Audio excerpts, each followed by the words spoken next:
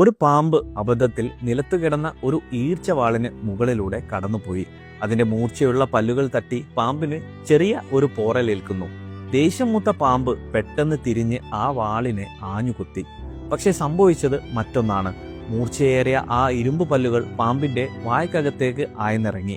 ചോര ഒലിക്കാൻ തുടങ്ങി. ആ കടുത്ത വേദനയിൽ പാമ്പിന് തോന്നി ആ ശത്രു തന്നെ വല്ലാതെ വേദനിപ്പിക്കുന്നുണ്ടെന്ന്. അത് തന്റെ സർവ്വശക്തിയുമെടുത്ത് ആ ഈർച്ചവാളിനെ വരിഞ്ഞു മുറുക്കാൻ തുടങ്ങി.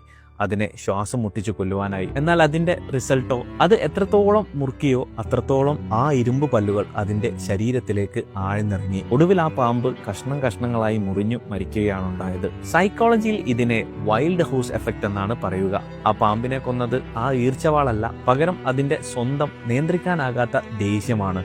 ജീവിതത്തിൽ നമ്മളെ വേദനിപ്പിക്കുന്ന സാഹചര്യങ്ങളോട് പ്രതികരിക്കുമ്പോൾ ഈ കാര്യം ഓർക്കുക.